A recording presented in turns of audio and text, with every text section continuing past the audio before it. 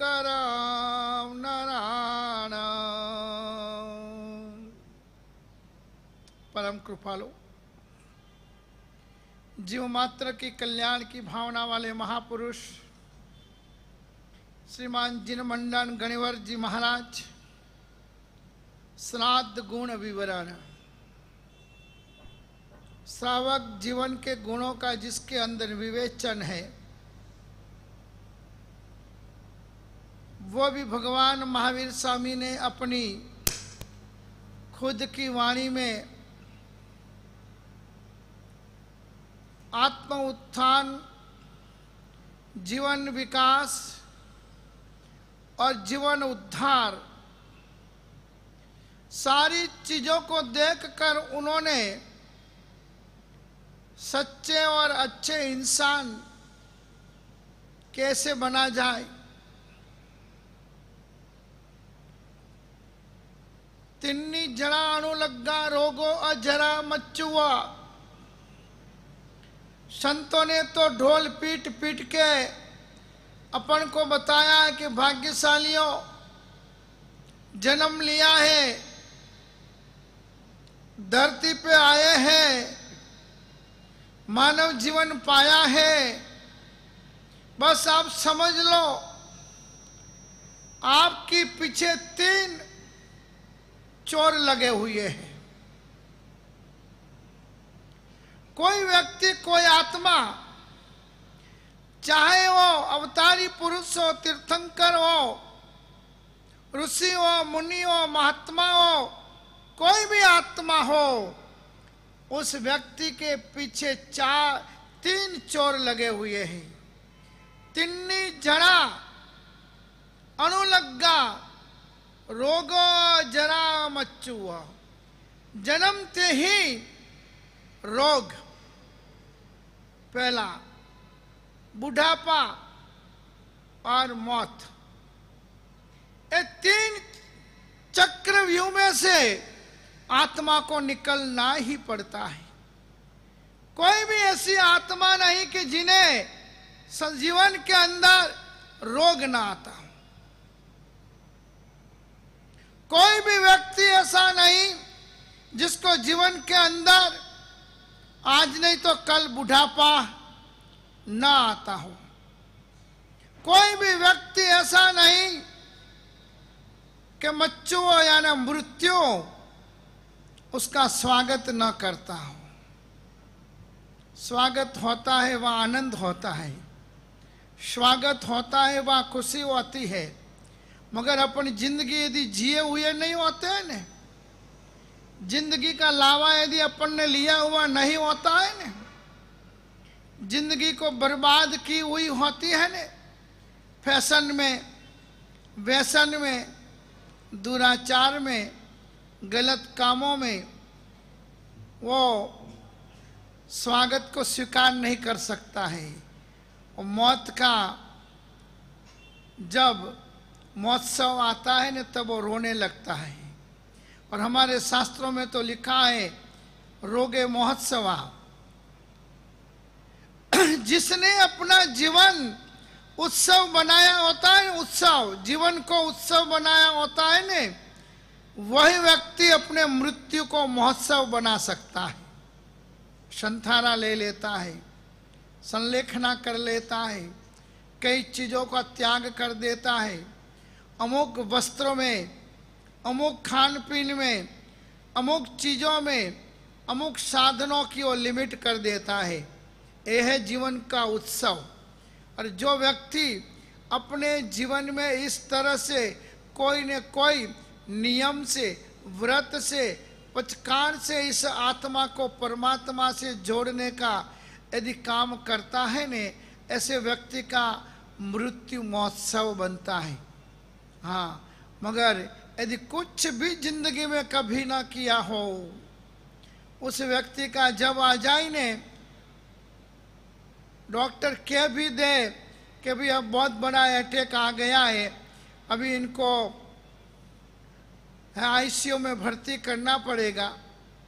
और आईसीयू में भर्ती करने के बाद भी उसको और ऊपर क्या लगाते, वेंटिलेटर में कदाच थोड़ी बहुत जागृति और सुन ले कि मुझे अब वेंटिलेटर में लेके जा रहे हैं, तब आर्त ध्यान, रौद्र ध्यान, कई ममत्व की मायाओं की बातें मन के अंदर बोल नहीं सकता मगर चालू हो जाती है।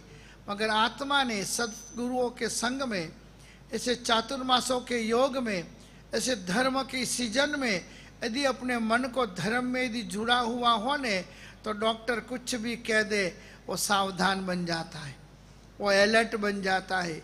ओहो, जाने का तो आज नहीं तो कल है ही है? कौन रहा है, कौन रहने वाला है? बस मेरी समाधि नहीं जानी चाहिए। मेरा समाहि मरणम च मोहि लाभो। अपन भगवान के दरबार में भी रोज क्या मांगते हैं? खाली बोल जाते हैं, यदि अर्थ समझे ना हो, अर्थ का ज्ञान प्राप्त न किया हो तो रटा हुआ रट लेते। मगर एक एक शब्दों का जब टाइम मिले ने तो पंच प्रतिक्रमण की किताब अर्थ वाली रखनी चाहिए। अर्थ वाली पंच प्रतिक्रमण की किताब रखो तो बैठे हुए दूसरा जो अपने क्रिया कर्म का समय व्यतीत हो गया हो उसके बाद उसका वांचन करो, उसमें से अमुक अमुक शब्दों को याद करो। समाहि वरम उत्तमम दिन तो, हे प्रभु मैं आपसे और कुछ नहीं मांगता हूँ, मैं तो मेरे जीवन की लॉटरी, यानी जब मुझे जाने का टाइम हो जाए ने तब बस समाधि रहे। समाधि कब रहेगी? है न्याय मार्ग में प्रेम। अपन देख रहे हैं श्राद्ध गुण विवरण में भद्रिकता, विशेष बुद्धिशाली, तीसरे नंबर में न्याय मार्ग में प्रेम रखना है।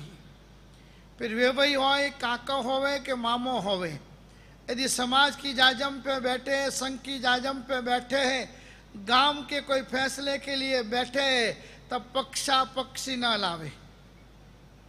पर्सनल कोई ईगो हो, पर्सनल कोई राग द्वेष हो, उन चीजों को कभी भी प्रभु के शासन और संग में न लावे। वो बोला जाता है न्याय मार्ग का प्रेम। मगर प्रेम काय का है? पार्टी का प्रेम ज्यादा रहता है। धड़े मारवाड़ में क्यों पढ़ते हैं? बस इसके लिए तो पढ़ते हैं। टूट सकते हैं मगर झुक नहीं सकते हैं। टूटना मंजूर मगर झुकना मंजूर नहीं। फिर संघ का नुकसान हो जाए, समाज का नुकसान हो जाए, समाज की संस्थाओं का नुकसान हो जाए, संघ दो टुकड़ों में हो जाए, गांव में दो भाग हो जाए, उसका कोई सोच विचार नहीं। क्यों? कि न्याय मार्ग में प्रेम नहीं। तब ही अपन जिद पकड़ते हैं, तब ही अपन आग्रह रखते हैं, तब ही अपन कदाग्रह को छोड़ते नहीं है। और जो व्यक्ति आग्रह, कदाग्रह और जिद को नहीं छोड़ते, उनके ऊपर परमात्मा का अनुग्रह कभी नहीं आता है। फिर भले आप 5 करोड़, 20 करोड़, 25 करोड़ रुपया बोल के ध्वजा भी ले लो, हैं 5-50 लाख रुपये या 2-5 करोड़ रुपये बोलकर फले चुंदड़ी भी ले लो, मगर यदि आपने समाज में टुकड़ों झगड़े करवाने का काम किया है, आपने पक्ष पार्टियों को ही महत्व दिया है, मारा व्यवसाय वन में है तो मारे रहनू पड़ी। ऐसा जरूरी नहीं है कि उनके विरुद्ध में बोलो, मगर मौन ले लो, ना इस तरफ ना उस तरफ, वो भी न्याय मार्ग है। मगर यदि आप उस पार्टी में बैठ गए, आपको पता है कि सामने वाले शासन का, संघ का, गांव का, उन्नति का, विकास का अच्छा काम कर रहे, मगर मोरे व्यवसाय ईगो लेने बैठा है, या मेरा जमाई ईगो लेके बैठे हैं, या मेरे भाई लोग के ईगो लेके बैठे हुए हैं, वो गलत ईगो है। वो समझने के बावजूद भी अच्छा कर्म, अच्छा कार्य, अच्छी सेवा, अच्छा विकास अपने गांव का करने वाले लोगों को यदि सपोर्ट न करो, सहयोग न करो, वो अन्याय मार्ग है। इसलिए यहाँ भगवान ने देखो ये वर्तमान की दशाओं का भी उल्लेख कर दिया है कि ऐसा ये समाज होगा।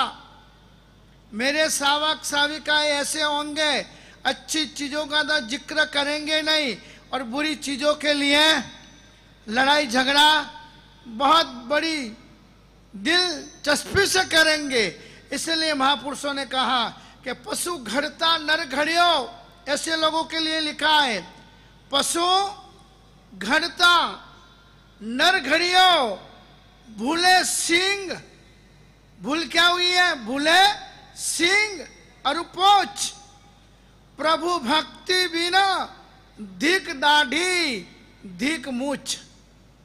संतों ने लिख दिया है कि जिस व्यक्ति में न्याय नहीं है, जिस व्यक्ति के जीवन में गांव का, संघ का, समाज के प्रति का प्रेम नहीं है, जिस व्यक्ति के जीवन में इस चतुर्विध संघ के प्रति मेरे शासन के साधु, मेरे शासन की साध्वी जी है, मेरे शासन के श्रावक और साविकाएं यदि प्रेम नहीं है, ऐसे लोगों के लिए लिखा है कि पशु घड़ता नर घड़ियो, भूले सिंह और पोच, प्रभु भक्ति बिन धिक दाढ़ी धिक मूछ। यदि अपन को अपने जीवन के अंदर परमात्मा की आज्ञाओं के प्रति प्रेम नहीं है, परमात्मा ने बताए हुए मार्ग के प्रति दिलचस्पी नहीं है, तो पशु समान ही है। क्योंकि भूल इतना है कि अपन को दाढ़ी और मुछ मिली है, और होना क्या चाहिए था? भूले सिंह और पुछ। सिंह होने चाहिए थे, पुछ होना चाहिए था, कि उस पशु को पता नहीं होता है कि सिंह किसको मारना। उस तो साधु निकलेंगे तो सिंह मारने दौड़ेगा, भड़का हुआ होगा तो ऐसे अपन भी क्रोध में आवेश में आ जाए, वो भड़के हुए है ना। पशु भी भड़कते हैं और मनुष्य भी भड़कता है ना जब क्रोध में आ जाए। इसलिए तुलसीदास जी ने बहुत सुंदर बात लिखी है कि तुलसी नगारा बज रहे। तुलसीदास जी एक बार मंदिर चले गए। मंदिर तो रोज साधु संत जाते ही है, क्योंकि भगवान के लिए निकले हैं, परमात्मा के लिए निकले हैं, तो परमात्मा के मंदिर में नहीं जाएंगे तो कहाँ जाएंगे। तो रोज जाते थे, मगर कभी कभी हमारा मंदिर में जाना बड़ा लाभदायी इसलिए होता है कि हमको वहाँ की ऊर्जाएं इतनी ज़बरदस्त मिल जाती है कि हम हजारों लाखों लोगों का कल्याण कर सके, उद्धार कर सके, विकास कर सके, सन्मार्ग दिखा सके। ऐसी शक्ति है उस जिनालय में, उस मंदिर में से प्राप्त होती है कि जहाँ हजारों लाखों की संख्या में लोग आकर आराधना, भक्ति, पूजा, स्तवन, भजन करते हो, ऊर्जाएं प्राप्त होती है। तो तुलसी जी भी एक बार मंदिर में चले गए, जाके खड़े रहे। उतनी देर में वह नगारे बजने लगे। क्या बजने लगे? नगारा बजने लगे। तो संत तो हमेशा उस भाषा में भी बात कर सकते हैं जो भाषा अपन को नहीं आती हो, जिस भाषा का मतलब अपन को भी ना पड़ता हो। तो तुलसीदास जी ने नगारे का आवाज सुना, उस नगारे के पास जाकर खड़े रहे और पूछा कि क्यों आवाज करता है भाई मंदिर में? मैं रोज बोलता हूं ने, बहनों मंदिर में मौन लेके आओ। समस्त लोगों को मंदिर में क्या लेके जाना चाहिए? मौन।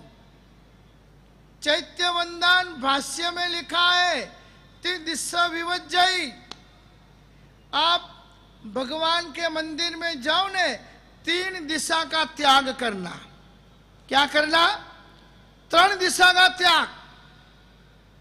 आजू में कौन है, बाजू में कौन है, पीछे कौन है, तीन दिशा विवज्जयी, यानी 3 दिशा का त्याग करो मंदिर में जाओ तब। पर अपन तो एक दिशा भी नहीं छोड़ सकते। दशा ही ऐसी है अपनी, जहां तक दशा नहीं सुधारे ने वहां तक दिशा सही नहीं होती है। क्योंकि अपन कुछ पाने, कुछ लेने मंदिर में जाते हैं, प्रभु की कृपा पाने, प्रभु का आशीर्वाद पाने, प्रभु की भक्ति करने जाते हैं। अब कौन क्या कर रहा है, कौन क्या ले रहा है, वो अपन को देखना नहीं है। आजू से त्याग, बाजू में त्याग, और पीछे क्या है, और 3 दिशा का त्याग करना। एक दिशा में ही नजर। कौन सी एक दिशा? प्रभु तू ही, तू ही, तू ही। तो देखो, न अपन को डिस्टर्ब होगा, न दूसरों को डिस्टर्ब होगा। पर वो तो वन्ने बुलावे चिल्ला चिल्ली करे, कन्नी माला चालती वे, नो माला में भी भंग वे। इसलिए यहाँ पर तुलसीदास जी ने आवाज कर रहे उस नगारे से पूछा, तुलसी नगारे बज रहे, तुलसी नगारे बज रहे, करी अति ही पुकार। बहुत जबरदस्त आवाज आता है नगारों का। तो करी अति ही पुकार, अभी क्यों इतना बड़ा आवाज कर रहा है तू? तो वो नगारा जवाब देता है, प्रभु भक्ति बिन, प्रभु भक्ति बिन हम पशु भये, हम पशु भये, अब मुझे न छूटे मार। है संत, है महात्मा, हमारी दशा ऐसी गलत हुई है कि हमने दिशा गलत पकड़ी थी। क्यों? कि हमने मनुष्य जीवन पाने के बाद प्रभु भक्ति बिन कभी प्रभु भक्ति नहीं की, कभी संग सेवा नहीं की, कभी हमने हमारे तन का, मन का और धन का और जीवन का सही सच्चा सदुपयोग सदक्षेत्रों में नहीं किया। प्रभु भक्ति बिन हम पशु भये। इसलिए हे महात्मा जी, हम मरे, जब मनुष्य जीवन में से विदाई लिया तो मरकर हम कहाँ गए? पशु भये, पशु हुए हम लोग, पशु होकर मर गए हम। मरने के बाद भी वो कर्म हमारे ऐसे चिकने कि हमारी खाल उतारी गई, और उस खाल में से क्या बनाया गया है? ए नगारे। अब मुझे न छूटे मार।